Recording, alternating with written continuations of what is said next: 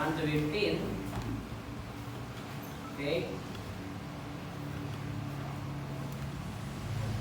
But speak thou the things which become sound doctrine, that the aged men be sober, grave, temperate, sound in faith, in charity, in patience. The aged women likewise, that they be in behavior as becometh holiness, not false accusers, not given to much wine, teachers of good things, that they may teach the young women to be sober. Sober means mahinahon, to love their husbands, to love their children, to be discreet, chaste keepers at home, good obedient to their own husbands, that the word of God be not blasphemed. Young men likewise exhort to be sober-minded, in all things showing themselves a pattern of good works, in doctrine showing uncorruptness, gravity, in sincerity, sound speech that cannot be condemned, that he that is of the contrary part may be ashamed, having no evil things to say of you. Exhort servants to be obedient unto their own masters, and to please them well in all things, not answering again, not purloining, but showing all good fidelity, that they may adorn the doctrine of God our Savior in all things. For the grace of God that bringeth salvation hath appeared to all men, teaching us that denying ungodliness and worldly lust, we should live soberly, righteously, and godly in this present world, looking for the blessed hope and the glorious appearing of the great God and our Savior Jesus Christ, who gave himself for us, that he might redeem us from all iniquity, and purify unto himself a peculiar people, zealous of good works. These things speaks and exhort and rebuke with all authority. Let no man despise thee.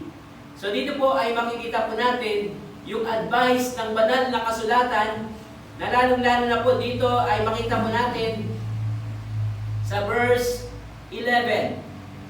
Dito po sa verse 2:11 ay maaari po tayo makapag-concentrate. Ang sabi po rito, for the grace of God that bringeth salvation, na ang dahilan sa biyaya ng Panginoon, because of the grace of God, na ito po ay nagbibigay ng kaligtasan, hath appeared to all men. No, sa panahon po ngayon, marami ang mga simbahan na nagtuturo na ng mali. Yan po ang katotohanan, without any apology. At ngayon, kaya nga maraming nawawala sa isang church, because ang doctrine ay naliligaw na. Kung mapapansin po natin, maging sa mga Baptist churches, we have 19 Baptist churches. Pero ang iba doon ay nasa Calvinism na. Okay? At yung iba doon ay nasa tinatawag na prosperity. So napakarami. No? At kailan pa kaya ito madadagdagan? No? Sana ito ay mabawasan na. Kaya sabi po rito, teaching us that denying ungodliness and worldly lust. Ang dahilan kung bakit napakarami ngayon ng mahina, because of the worldly lust. Hilig ng laman. We should live soberly, righteously, righteous before God, and godly. Meron pong kabanalan in this present world. No, dahil kapag ang ipinakita natin sa word ay yung walang kabanalan, ang ibig sabihin po ay tayo ay compromiser. Hindi dapat tayo bilang mananampalataya ay maging compromiser. Kung halimbawa ang 12 apostol ay naging compromiser, ano na kaya ang nangyari? Nakarating kaya ang banal na kasulatan sa panahon natin ngayon kung pareho sila ng utak ni Judas? Na si Judas at maging si Dimas, dati siyang faithful, na si Dimas at bandang huli, siya ay naging lumisan at minahal ang worldly pleasure. So bago po natin ipagpatuloy ay tayo po muna ay manalangin. Panginoon, maraming salamat po muli sa buhay at kalakasan, at dalangin po namin, Panginoon, kayo po ang tumulong sa bawat isa, sa bawat mananampalataya na narito, Panginoon, na kami po ay patuloy na maging faithful, Panginoon, sa iyo pong harapan, na ang lagi po namin itaas, Panginoon, ay walang iba kundi ang pangalan noong una na kami po ay nanampalataya at ibinigay ang aming sarili, ang aming puso, at tinanggap siya si Jesus bilang sariling tagapagligtas. Dalangin po namin, Panginoon, na kami po ay magpatuloy na magmahal, Panginoon, sa aming kapwa at tumulong sa church, Panginoon, upang amin po na ito po ay maging malago, Panginoon, sa pananampalataya at maging encouragement kami at makagawa kami, Panginoon, ng big things for the Lord. Na kami po, Panginoon, ay inyo pong patuloy na pagpalain at kami po, Panginoon, ay maging kasangkapan ng inyo pong iglesia. At maging kasangkapan, Panginoon, ng pagmamahal sa aming Panginoong Jesucristo at sa mga kaluluwa na naliligaw ng landas. Dalangin namin, Panginoon, ang lahat ng ito sa matamis sa pangalan ang aming Panginoong Jesus, sa aming sariling Diyos, sariling kapagligtas. Amen and amen. So dito po ay makikita po natin, no, sa ating pong title, Build Up One Another. Build up one another. No, kaya nga kapag sinabing build up one another, hindi mo hahayaan na ang iyong kapatid ay manghina. Hindi mo hahayaan na ang iyong kaibigan ay mapariwara. Nais mo siya na siya po ay patuloy na maging faithful sa harap ng Panginoon, na kapwa kayo naglilingkod sa Diyos na mayroong pananampalataya, na hindi mo hayaan ang iyong anak ay mapariwara at sundin na lang ang kalooban ng world. No, kung hindi ito ay maging kasangkapan ng ating patuloy na paglilingkod para sa Panginoon.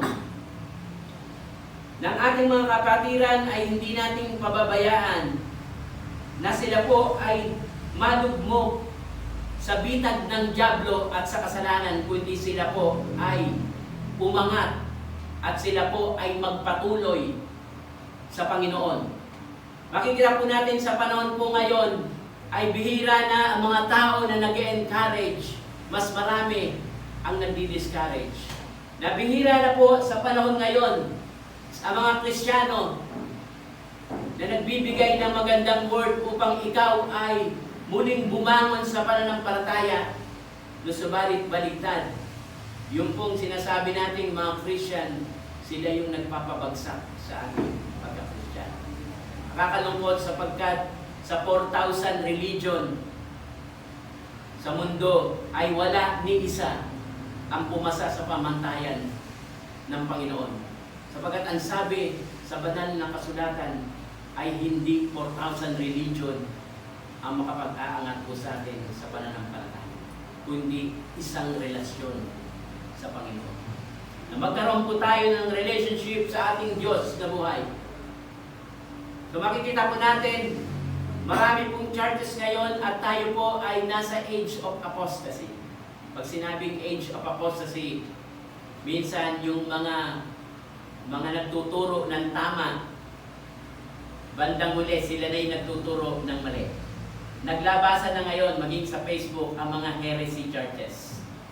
Dating nagtuturo ng tama, ngayon ay baligtad na. Yan yung pagbunga at pagpapanganak sa Church of Satan, na ngayon ay sa USA ay lumalaganap na. No, sapagkat mas minamahal nila yung kanilang sarili kaysa sa Panginoon. Mas minamahal yung kanilang mga gusto, hindi yung gusto ng Panginoon. So minsan akala natin yung gusto natin ay gusto na ng Panginoon. Pero hindi. Pag yan ang ending niyan ay sa kasalanan, hindi po yan yung gusto ng Panginoon. Number 1, sa litmus paper, ito ba aking gagawin ay makapagpupuri sa Panginoon? Number 2, yung ito bang hakbang na aking gagawin ay ito ba ay magbibigay ng kabanalan sa akin? Napansinin po natin ang mga kabataan ngayon. gustong subukan ang lahat ng bagay. Maging ang addiction, ang wine, maging ang sigarilyo. Okay? So maraming bisyo ngayon na lumalaganap. Maging ang pagbebenta ng vape, no? Sa panahon ngayon ay napakarami, no? Dahil ang mga kabataan at ang mga tao ay mas minamahal nila yung hilig ng laman at hindi yung hilig ng Espiritu Santo. Na sinasabi natin na ang hilig ng Espiritu Santo ay yung ating masidhing panalangin sa Panginoon. Pagpipray natin sa umaga, tanghali, gabi, sa pagbabasa po natin ng ating Bible, na tayo po ay nakikipagniig sa Panginoon. Binabasa po natin ang salita ng Panginoon upang malaman po natin yung kalooban ng Diyos sa ating buhay. No, subalit baliktad, ang ating nababasa ay mga balita, mga vloggers, no? Mga Facebook, YouTube, at kung ano-ano pa, mga TikTok, mga Instagram, na mas marami yung ating oras. Hindi kaya nagseselos ang ating Panginoon. Nang sabi that one of the name of God is a jealous God. Ayon ng Panginoon na hindi siya iniintindi. Ayon ng Panginoon ng ating concentration ay puro na lang sa worldly things. At nais ng Panginoon na tayo po ay hindi madamay sa gawa ng dyablo at sa bitag ng dyablo. Nais ng Diyos, build up one another sa magitan ng salita ng Panginoon. Ang sabi sa Bible, study to show thyself approved unto God. Na kinakailangan po ay ating pag-aralan ang salita ng Panginoon. At dahil sa ating pong pag-aaral ng salita ng Diyos, ay nandun yung nagkakaroon po tayo ng pananampalataya sa ating Diyos. Mas minamahal natin ang Panginoon kaysa sa mundo.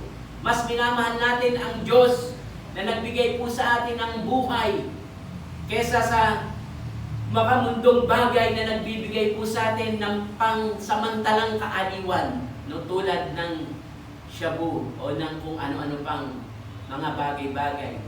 Faith. Na kung saan ay ang Diyos ay masyadong nalulungkot.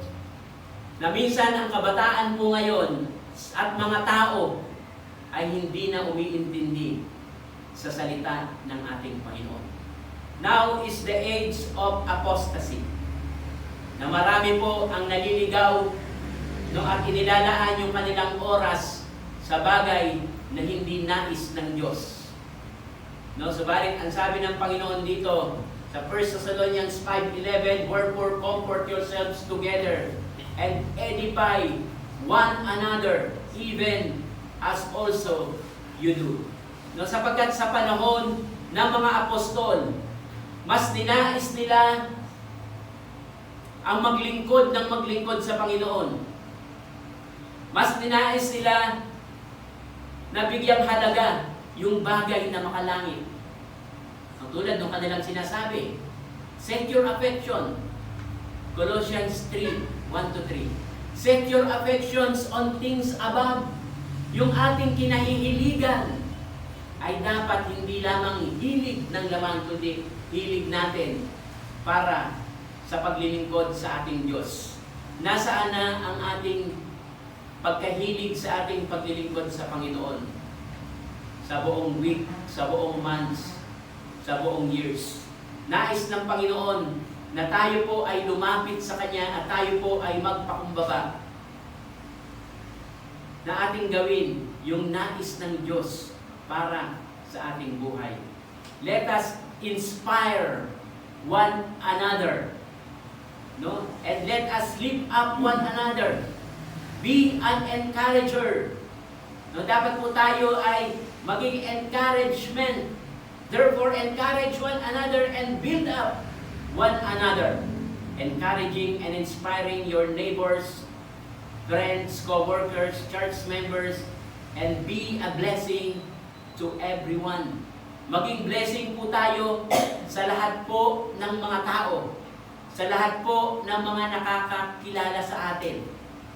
And one of the blessing, at minsan ginagawa na po natin, nagiging blessing tayo sa pagbibigay. No? Nagiging blessing tayo minsan sa pagtulong sa ating kapwa. No? Minsan sa pagbibigay. No, nagpapasalamat ako dahil nabigyan ako ng gamot ni Brother Phil. Medyo parang nayuyuko ko na yung tuhod ko. Medyo okay na sa aking uric acid. Okay. So very effective pala yung brother. No? Okay. So praise God dahil nais ng Diyos na tayo po ay maging blessing sa iba. Be a blessing to others. Sabi nga, alam nyo, kahit tayo po ay magbigay ng blessing sa iba, hindi ka mauubusan. Habang ibinibigay mo yung blessing mo sa iba, dadagdagan ka naman ng Panginoon. So naalala nyo yung doon sa isang widow, no, si Elijah, yung siya po, sabi ng Panginoon ay punuin, no? Sabi ni Elijah, punuin yung mga vessels, no? Habang ikaw ay nagbibigay, no? Lalong dinadagdagan naman ng Panginoon. So be a blessing sapagkat hindi mauubos yung grace ng Panginoon. Because we have an infinite God. We have an infinite grace of God na hindi po ito maubos. Na kahit po tayo ay tumulong sa ating kapwa, lagi po tayong tumulong sa bawat isa, lalo na sa hindi mananampalataya. Na tayo, ang buhay natin ay maging blessing sa iba. No? So naalala ko tuloy nung kami ay nasa Saudi Arabia, meron doon mga tao na walang mga work. Hindi sila pinasasahod for almost 3 months. Yung iba ay 6 months na hindi na sumasahod. No, pero ang announcement ko, sabi ko sa kanila, yung lahat na hindi sumasahod, magpunta lang kayo ng church. Kakain kayo ng 3 times a day. So nagpunta naman sila. At sila ay kumakain ng 3 times a day. Kahit ilan pa, kahit 6 months. Dahil hindi kami naubusan. No, habang kami ay nagbibigay, ay hindi nauubusan sapagkat merong inilalagay ang Panginoon. And that is the blessing of God. No? Na ang Panginoon ay nagbibigay ng patuloy, no, sa Panginoon. So, at nais ng Panginoon na yung kalooban ng Diyos sa ating buhay ay yun ay mapulpil. And one of them is yung pag sinabi mo, what is the will of God? Be a blessing to others. That is the will of God. No, pag sinabi mo, number 1, be a blessing to others, and number 2, share them the word of God. Diba? Sabi nga, parang ang word of God ay isa, sabi nga, it is like an ant, no? Looking for a bread. No, at yung ant ay natagpuan niya na yung bread. No, tapos tinawag niya yung kanyang mga kasamahan para kunin yung bread. So ganun po yung ating picture sa harapan ng Panginoon, na tayo po ay nakatagpo sa Panginoong Jesucristo at hindi na po muli tayo magugutom sapagkat Jesus Christ is the bread of life. No, at dahil doon ay ating ma-share ito sa iba. Na yung ating encouragement sa iba ay sila po ay magkaroon ng buhay na walang hanggan because of the Lord Jesus Christ. Tayo lamang ay ginamit na kamanggagawa ng Panginoon. Pero ang nagligtas, ang Panginoong Diyos. Okay? So kaya nga, providing encouragement and inspiration to everyone. Yun po yung purpose why we are here. No? Your life here has a great purpose under the will of God, and is to be a blessing to others. Amen? So maging blessing po tayo sa bawat isa. Together, we will build a church. No one can whistle a symphony. It takes a whole orchestra to play it. Yung pong success po natin ng bawat churches ay nasa atin din po. When we love and not hate. And when we show kindness to others. No, at malaman nila na ang makakapag-fulfill lang sa kanilang buhay ay walang iba kundi ang Panginoong Jesucristo. Number one sa building up one another is, number one outline is emotionally and spiritually grounded with one another. Emotionally and spiritually grounded with one another. No, pag sinabi mong emotionally, pwede mo itong gamitin sa mga visitation na kung ano yung mga pangailangan nila ay sabihin mo at patuloy mong maipag-pray. Nasamahan mo sila emotionally sa kanilang needs. And then yung spiritually, yun yung ating ma-share sa kanila, yung encouragement ng salita ng Panginoon. Building up one another. In doctrine, no? In sound doctrine, at sa ating pag-share ng salita ng Panginoon. No, sabi rito sa Titus 2:1, but speak thou the things which become sound doctrine. Okay? Pag sinabi pong sound doctrine, yan po yung napapakinabangan po natin sa araw-araw. No, sound doctrine, yung ating alam na ang Panginoon ay Diyos na ating pwedeng pagkatiwala. That is sound doctrine. Na si Jesus Christ ay Diyos, na siya yung tagapagligtas natin. Na yung kanyang sinabi sa John 14:6, I am the way, the truth, and the life. No man cometh unto the Father, but by me. That is sound doctrine. Na dapat po natin ibigay sa kanila. No, isa pa ay na sila ay makadama, na sila ay kayang ingatan ng Panginoon sa kanilang mga troubles. No, tulad na sinabi sa John 14, let not your heart be troubled. No, sabi ng Panginoon, you believe in God, believe also in me. In my Father's house are many mansions. If it were not so, I would have told you, I go to prepare a place for you. And if I go and prepare a place for you, I will come again and receive you unto myself, that where am I, there you may be also. So kaya yung encouragement po natin sa bawat isa, it should be emotionally and spiritually.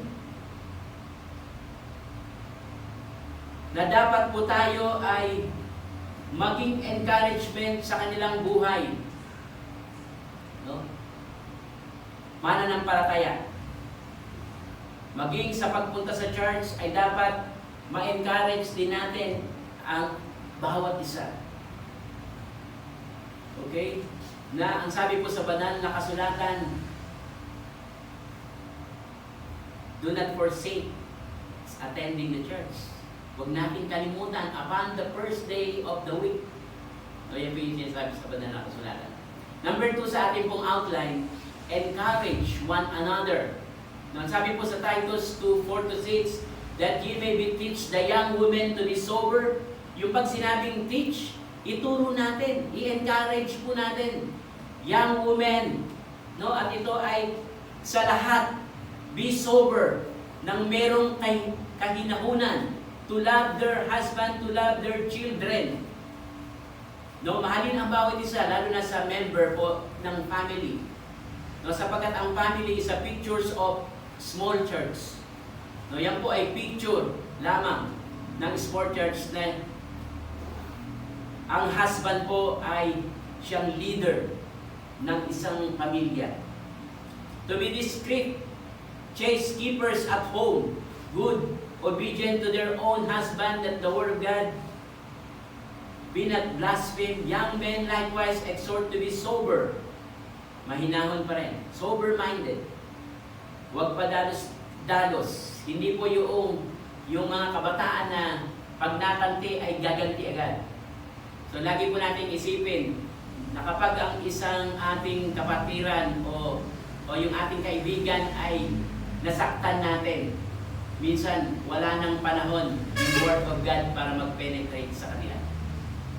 No, kasi nasaktan mo na eh. Hindi naman yun yung sasabihin nila. Hindi yan yung action ng Panginoon. Gaganti ka or magsasabi ka ng hindi maganda or manununtok ka o kaya kung ano man yung gagawin mong pagganti. So hindi yun. Siyempre, naiisip din nila yun na ang Panginoon ay mapagpatawad, hindi mapagganti. No, kaya nga, teach them, young men, to be sober-minded. No? Okay. At sabi nga, yung tayo ay maging blessing sa kanila. No, lalo na sa pakikipag-usap pa lamang. No, sa ating po mga kaibigan, no, lalo na kapag sila po ay hindi pa ligtas. No, dapat tayo po ay maging maingat. So number 3 sa ating pong outline, endearing one another. So means inspire one another. So yung pwede po natin gawin sa ating kapwa, no, pwede po natin tanungin, ano po ba ang pwede kong maitulong sa iyo? No? Ano yung pwede kong gawin upang ikaw ay ma-encourage? Okay? So ano yung pwede kong gawin upang ma-demonstrate ko yung love ng Panginoon na sinasabi niya, for God so loved the world, at ma-inspire kita na talagang mahal na mahal ka ng Panginoon at kailangan mo siya at kailangan mo ng kaligtasan. We need to demonstrate the integrity of the Lord Jesus Christ to them who are lost. We need to demonstrate to them the love, the benevolent love of God, the uprightness of God, the greatness of God. Dapat po, ayan po yung ating maipakita sa bawat isa. Ang sabi po sa Titus 2:7, in all things, showing thyself a pattern of good works. Pattern of good works. Na pag sinabing pattern of good works, so yan po yung inaasahan ng ating mga kaibigan sa atin, na meron tayong good works. No, ang good works po, hindi po yan yung meaning na ikaw ay maligtas, kundi yung good works, that is the product that you are already saved. Yan yung good works. Yung good works ay hindi tinatanggal dapat sa Kristiyano. Yun ang mali ng mga ibang churches eh. pagka hindi daw kailangan ng good works. Okay, dahil sa hindi kailangan ng good works, na-offend na nila yung ibang mga member. So, hindi kinakailangan ng good works. No? Pero sa Bible, hindi tinanggal ang good works. Ang good works ay, that is the fruit of your na ikaw ay genuine sa Panginoon. No? Mag-o-overflow yung good works sa'yo once na ikaw ay nasa Panginoon. Kahit ayaw mong magbigay ng good works, magmamanifest yung good works sa'yo. Because that is the fruit of the Spirit. Fruit na yan ng banal na Espiritu na nasa atin. Okay? Sabi rito, sound speech and cannot be condemned, that he that is of the contrary part may be ashamed, having no evil things to say of you. Exhort servants to be obedient unto their own master, and to please them well in all things, not answering again. So minsan, na-apply po ito sa ating pong mga boss. Minsan, hindi po sila mananampalataya. No, kapag meron siyang inuutos sa atin, ay huwag natin tayong sabog ng sagot. Dahil minsan isang araw ay mag-share tayo ng Word of God sa kanila. Pag tayo ay palasagot, ay hindi na siya maliligtas. Dahil hindi nakita sa ating buhay yung buhay ni Kristo. Maging sa mga anak, hindi talaga maganda yung palasagot, di ba? Sa magulang. Hindi talaga maganda yun. Ang nais ng Panginoon, no, ang nais ng magulang ay yung anak niya ay nakikinig sa instruction ng magulang. Hindi yung sumasagot. Sapagkat kapag hindi pa tapos mag-instruct, sumasagot na, hindi naintindihan yung sinabi ng magulang. Dahil ang nauna, yung reserbang sagot. Minsan ganun, ano, ang nangyayari, no?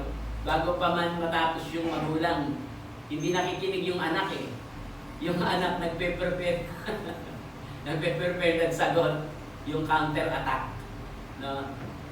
Sometimes yung counter-attack naman ay mali. No? Dahil yun ay wala na nga sa Bible. Dapat ay mauna yung ating pagsunod sa magulang or yung pagsunod sa Panginoon. Ang sabi rito, exhort servants to be obedient unto their own master and to please them well in all things, not answering them. Not purloining, hindi po madaya, but showing all good fidelity, that they may adorn the doctrine of God our Savior in all things. For the grace of God that bringeth salvation hath appeared to all men. No, yan na nga po, na yung kaligtasan na ating tinanggap sa Panginoon. By means of the grace of God, sa biyaya ng Diyos, tayo po ay naligtas.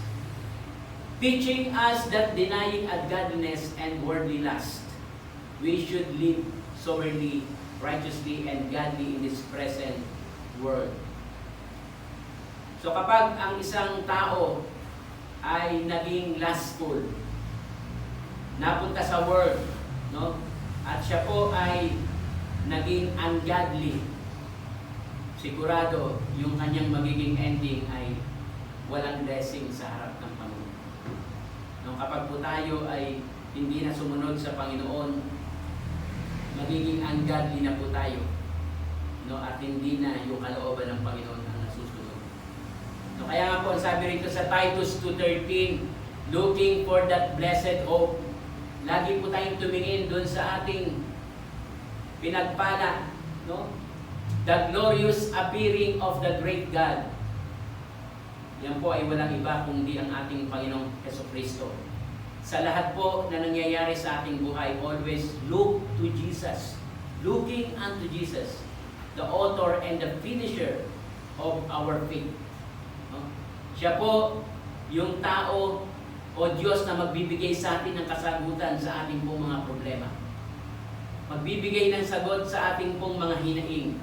Magbibigay ng sagot sa ating mga kalungkutan. Magbibigay ng aliw sa atin sa panahon ng ating pong mga pangangailangan. So ito po, mga bagay nito ay binabanggit ng ating Panginoon upang tayo po ay maging kagamit-gamit sa Panginoon.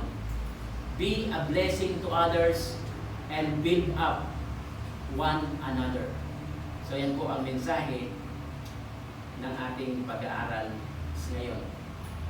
So tayo po ay manalangin. Okay, so let's pray. Panginoon, maraming salamat po.